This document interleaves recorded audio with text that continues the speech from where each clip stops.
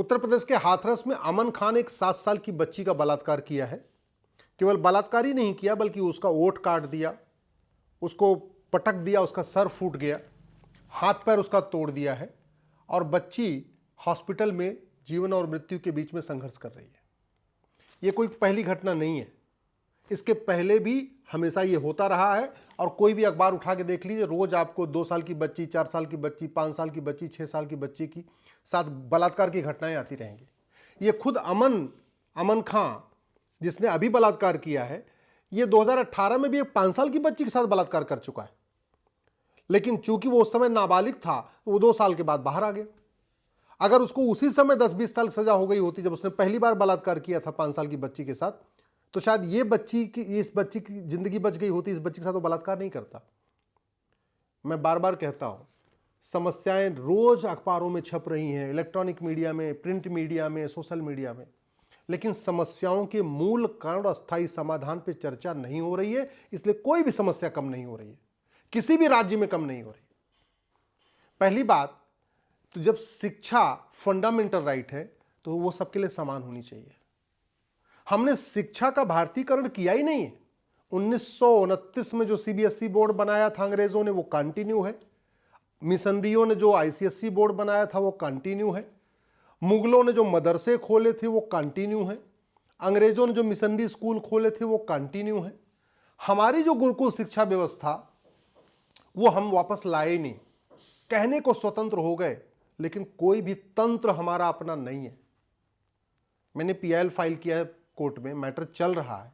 मैं बार बार कह रहा हूं, ये सारे जो 65 एजुकेशन बोर्ड हो चल रहे हैं, इनको मर्ज करिए, 1 नेशन 1 एजुकेशन बोर्ड लागू करिए, 1 नेशन 1 सिलेबस लागू करिए, 1 नेशन 1 करिकुलम लागू करिए।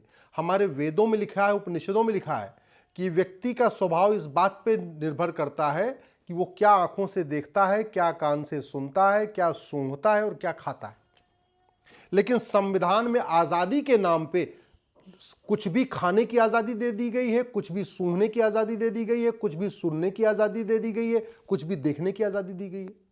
अरे जब कूड़ा देखेगा, कूड़ा खाएगा, कूड़ा सूंघेगा और कूड़ा सुनेगा तो उसके शरीर से कूड़ा ही निकलेगा। अगर घटिया चीज देखेगा, घटिया सुनेगा, घटिया खाएगा, घटिया सोचेगा, और जब घटिया सोचेगा तो उसका व्यवहार भी घटिया ही होगा। हत्या बलात्कार बंद करना है, अपराध कम करना है, तो सबसे पहले सरकार को देखने पे, सुनने पे, इस पे हमें कंट्रोल करना पड़ेगा। ये जो राइट टू फूड के नाम पे कुछ भी खाने की स्वतंत्रता दी गई है, राइट टू लिसन के नाम पे कुछ भी सुनने की स्वतंत्रता दे दी गई है, घटिया फिल्में बनाने की स्वतंत्रता दे दिया, घटिया सीरियल बनाने की स्वतंत्रता दे दिया, पॉर्न वेबसाइट चलाने की स्वतंत्रता दे दिया, ब्लू फिल्में चलाने की स्वतंत्रता दे दिया, कुछ भी करने की जो स्वतंत्रता दे दिया, जब तक ये स्वतंत्रता पे लगाम नहीं लगेगी तब तक अपराध नहीं रुकेगा। मैं सरकार से निवेदन कर रहा हूं, इस राइट टू एजुकेशन एक्ट को बदलिए। इसको जो राइट टू एजुकेशन है, इसमें इक्वल शब्द जोड़ के इसको बनिए राइट टू इक्वल एजुकेशन, और वैदिक गुरुकुल शिक्षा व्यवस्था लागू करिए कम से कम 10वीं तक, 16 साल तक। 16 साल तक उसको भारत की शिक्षा व्यवस्था पढ़ाइए, ऋषियों के बारे में पढ़ाइए, महर्षियों के पढ़ाइए, हमारे वेदों को पढ़ाइए, हमारे उपनिषदों को पढ़ाइए, अष्टांग योग को पढ़ाइए, इंद्रियों पर कैसे नियंत्रण किया जाता है उसको पढ़ाइए, सूर्य नमस्कार सिखाइए उसको, योग प्राणायाम सिखाइए, यम नियम सिखाइए, धारणा ध्यान सिखाइए उसको।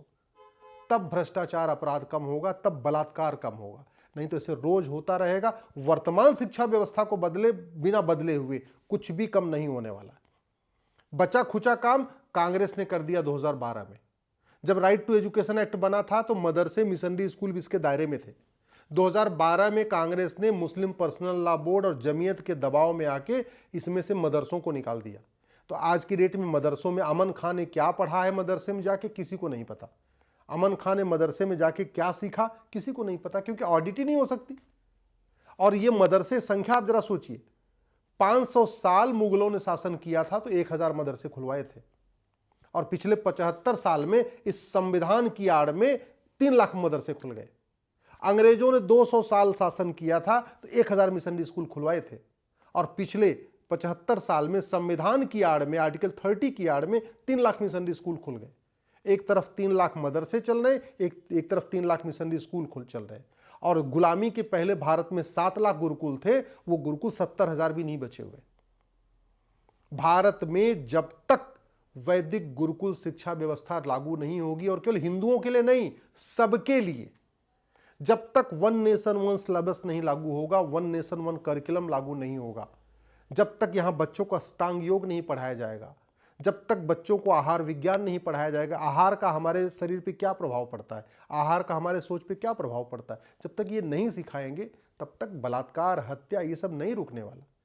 आखिर कभी जो लोग जैनिज्म फॉलो करते हैं, जो लोग जैन तरीके से भोजन करते हैं, वो बलात्कार क्यों नहीं करते? कभी सुना आपने कि जो आदमी जैनिज्म फॉलो करता रहा हो बलात्कार कभी किया हो? नहीं करता है। क्यों? क्योंकि खाने का बहुत असर पड़ता है। जैसा अन्न वैसा मन। जैसा हम आंखों से देखते हैं, जैसा हम मुंह से खाते हैं, जैसा हम नाक से सूंघते हैं, जैसा हम कानों से सुनते हैं, वैसा ही हम सोचते हैं, और जैसा हम सोचते हैं वैसा व्यवहार करते हैं। सरकार तो हुक्का बार का लाइसेंस दे रही है, सरकार बियर बार का लाइसेंस दे रही है, सरकार ठेके का लाइसेंस दे रही है, सरकार शराब का लाइसेंस बांट रही है, सरकार जुए का लाइसेंस बांट रही है, ऑनलाइन गेमिंग का लाइसेंस बांट रही है। सरकार ने कोई कंट्रोल ही नहीं किया, पॉर्न वेबसाइट खुल रही है, खूब खुल रही है। सरकार कुछ कंट्रोल ही नहीं कर रही है, अश्लील फिल्में बन रही हैं, अश्लील सीरियल बन रहे हैं, अश्लील धारावाहिक बन रहे हैं, अश्लीलता फैलाई जा रही है, फुहड़ता फैलाई जा रही है, कॉमेडी के नाम पे फुहड़ता फैलाई जा रही है।